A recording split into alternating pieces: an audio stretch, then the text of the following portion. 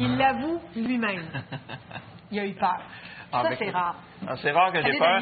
Bon matin, Eve-Marie. Ça va bien? Ça va super bien. Ouais. Ce matin, je suis là pour vous parler de décalade. Vous vous dites sans doute, c'est quoi le décalade? Ça rime beaucoup avec escalade. Ouais. En fait, c'est un peu le même principe. L'escalade, on part d'en bas et on monte tête première vers le haut. Oui, il y a une ascension. Il y a une ascension, exactement. C'est un défi en soi. Il y a peut-être des craintes à avoir. Le décalade, c'est tout à fait le contraire. On part de quelque part situé en hauteur, un pont, un édifice, une paroi rocheuse, et on se lance tête première vers le bas. Non pas les pieds en premier, c'est bel et bien tête première.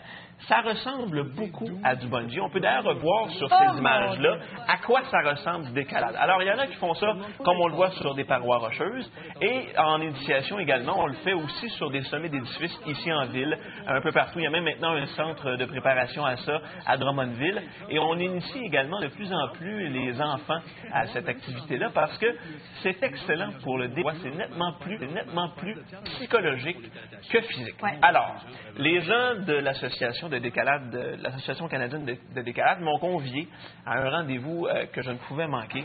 C'était à Coaticook, il y a de cela quelques semaines. On est allé dans la rivière Les Gorges de Coaticook, là où il y a un pont suspendu à environ, c'est 180 pieds, une cinquantaine de mètres. Rien là. Il n'y a absolument rien là. Alors, marcher sur le pont et regarder en bas, il n'y a pas de problème. Bon. Alors, tout ça, avant de vous expliquer, c'est que, évidemment, avant de se lancer tête première dans le vide... Il y a une initiation, je veux dire, une notion de base à acquérir. Tout à fait, exactement, parce que faut rappeler aux gens que tout ça se fait en sécurité. On me voit déjà sur le pont avec un gars qui a plein d'expérience. En fait, il n'y a jamais eu d'accident fatal en décalade. Il faut avoir confiance en l'équipement. On est équipé de harnais, de ralentisseurs. On nous explique tout vraiment comment ça fonctionne. On a des gants, évidemment, parce que vous voyez ma main droite, ça sert en même temps de mettre du lousse sur la corde ou de frein quand je vais me lancer dans le vide. Alors, tu vois, présentement sur l'écran, là, je freine. Alors, je suis incapable d'avancer avec la corde, mais si je la lousse avec mes mains, un petit peu, là, je peux avancer. Okay. Alors, de cette façon-là, on nous initie à la chute libre. Alors, vraiment, c'est la question qu'il y a à faire avec le bungee et ça, on est en plein contrôle sur ce qui va se passer. Cette préparation-là, ces conseils-là, ça dure combien de temps à peu près? Bien, tant que tu es en confiance, tant que tu dis à l'entraîneur, écoute, je me sens prêt, je pense que je peux y aller. Puis quand tu réalises que, là, je suis dans une pente, on le voit pas plus ou moins, là, quand tu réalises que tu es capable de t'arrêter, bien là, tu te diriges sur le pont. Et c'est là que l'aventure commence. Parce que moi, j'ai pas le vertige. Tu sais que le vertige, ça ne se soigne pas, c'est une maladie. Sauf que on peut vaincre de grandes peurs, et la peur des hauteurs, ça se soigne en étant bien préparé. Alors, on se rend sur le pont, et là arrive le moment fatidique. Je dois dire que quand je me penchais sur le pont et je regardais en bas, 180 pieds plus bas, je me disais, c'est pas si pire. Okay. Mais le moment critique, c'est quand tu franchis la barre. Et là que tu te retrouves les deux pieds dans le vide, et là, tu dis, là, c'est à mon tour. Là. Je dois dire là, que tranquillement, mais sûrement, j'ai commencé à être nerveux. Et c'est là que ce que tu disais, le psychologique, le mental. La dureté du mental. Voilà. Pour pas citer le film.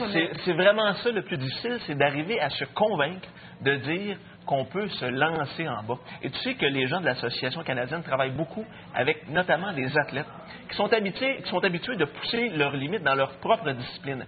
Mais pousser les limites du psychologique dans une atmosphère complètement différente, ça, c'est vraiment particulier et c'est ce que j'ai fait. Alors, sur les prochaines images, vous allez me voir. Vous voyez, ça, c'est le pont suspendu au-dessus de la rivière. Faut que tu enjambes ça. Oui, ça, c'est le petit escalier. Le petit escabeau. Oui, voilà. Puis là, tu as juste une petite planche. Là, tu vois, ça, c'est mes pieds. Et là, tu as juste ça. Et là, rendu là, c'est que tu peux plus reculer. Vous voyez la rivière tout au bas. Et là, tu te penches. Et là, on dit go, lâche. Et là, c'est une chute libre. Là, t'es parti. Là, je suis parti. Alors, c'est vraiment une chute libre qu'on contrôle soi-même en donnant du lousse ou non à la corde, en freinant. Là, j'avais une caméra installée au casque, alors tu vois vraiment l'arrivée qui se fait graduellement vers le sol. Et, comme je vous disais, ça se fait toujours en sécurité. Il y a quelqu'un en bas qui est là pour barrer la corde, advenant que j'échappe la corde. Ça peut arriver. Voilà, exactement. T'as trop peur. C'est ça, c'est un moment d'inattention parce que je vous dirais que le premier saut, parce que j'ai sauté 3 fois, le premier saut, là, il y a eu une forme de blackout. J'ai pas vraiment apprécié mon saut. Et c'est la raison pour laquelle, quand on va faire ça, on fait 3 sauts. Parce que le deuxième était nettement plus agréable. Et là, le troisième, j'ai senti vraiment un sentiment de liberté, un sentiment là, d'accomplissement personnel, un dépassement et c'est vraiment une expérience, des sensations inoubliables. Ça se fait entre autres là-bas à Quatico, c'est un site fabuleux. Bon, on le fait aussi dans la région de Québec, à Chicoutimi, il y a même un site maintenant à Drummondville. Et comme je vous le dis, c'est pas si cher que ça. Je pense que 3 sauts, c'est autour de 65-70 $. Et vous êtes bien encadré, bien préparé. Pour se tester, pour aller, comme tu dis, dépasser nos limites. C'est inouï. La confiance en soi aussi. Ça, c'est parfait. Tu sais, j'ai sauté 3 fois en parachute, Ouais. mais j'ai jamais eu ce feeling-là de sauter en décalade. C'était vraiment un rush d'adrénaline complet. Je suis arrivé à la fin de ma journée là, complètement épuisé. Puis je vous dis, essayez ça. L'Association canadienne de décalade, ça se fait pratiquement à longueur d'année. OK. Et puis, c'est vraiment plus psychologique que physique. Retenez ça. Moi, tu as l'air d'avoir vraiment aimé ton expérience. Vraiment. Merci, Daniel. Merci à toi.